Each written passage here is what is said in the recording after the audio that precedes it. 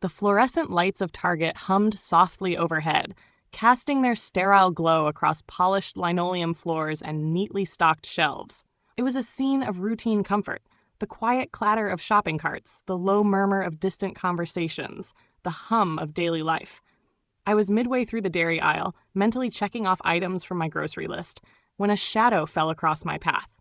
I looked up, and my heart gave a jolt. Sarah, my ex-husband Mark's wife.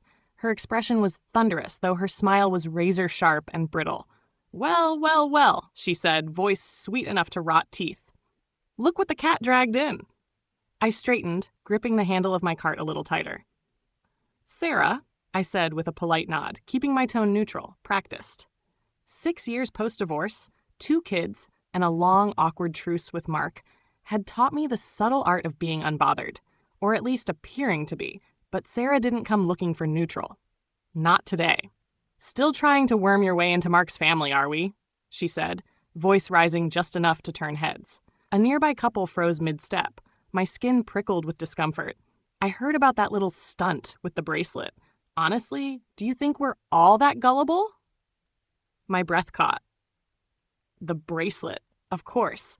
My thoughts flitted back to last week, to the quiet warmth of my birthday, my 30th, spent in calm reflection, and then the unexpected knock at the door. Carol, Mark's mother, stood on my porch with a soft smile and a box wrapped in gold paper. "Happy birthday, dear," she'd said, eyes full of that familiar maternal kindness. "You're the mother of my grandchildren. That will always mean something. This is just a small thank you for everything you do for them. For us!" Inside the box, nestled in satin, was a delicate charm bracelet. Each charm told a story, a little book for my reading obsession, a paintbrush for my daughter's favorite pastime, a soccer ball for my son's weekend matches. It wasn't just jewelry. It was acknowledgement, an olive branch, a bridge between who we were and who we'd become. But standing in Target, under Sarah's glare, all that warmth curdled. "You think you can just slither back into our lives and play innocent?" she hissed. "You manipulated Carol. You used the kids to get to her. That bracelet? It's proof. You're not part of this family anymore, and you need to stop pretending like you are." My stomach twisted. "That's not fair, Sarah," I said quietly, trying to diffuse the moment. She laughed, sharp, humorless. "Fair? Fair? What's fair is you moving on and letting us live in peace. What's fair is you not clinging to every shred of connection just because you can't stand being on the outside." She stepped closer, eyes fixed on my wrist. "Give it to me," she snapped. "The bracelet. You had no right to accept it. You don't belong with us anymore." I blinked.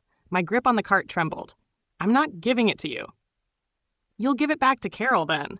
Or you'll look just as desperate as you really are." Her voice had gone shrill now, echoing down the shampoo aisle. Shoppers paused, uncertain whether to watch or walk away. My cheeks burned. The humiliation clung to me like humidity in the air. I tried to push my cart forward, hoping to retreat before this escalated into a full-blown spectacle. But she stepped in front of me again, arms crossed. "You're not walking away. You owe me answers. You owe us space. You keep acting like this noble, selfless ex, but it's disgusting. You're pathetic." That word hit harder than I expected. Pathetic. For years I'd swallowed my pride, taken the high road, smiled through shared birthdays and tense school meetings. I had done it for the kids, for peace, for them. But this wasn't about peace. This was about power, and I was done shrinking. I took a slow breath, then met her gaze. "You need to mind your own business and leave me alone." The words were calm, firm, not a shout, but they landed like one. Her eyes widened, stunned. For once, she had no comeback. I gripped the cart and pushed past her with enough force to make the wheels squeal in protest. I didn't look back. My hands shook as I scanned my items at self-checkout, each beep of the scanner sounding louder than usual. Her presence was still behind me like a ghost. Or maybe it was just the adrenaline roaring in my ears. As soon as I paid, I bolted. The doors slid open, and the cool evening air hit my face like a blessing.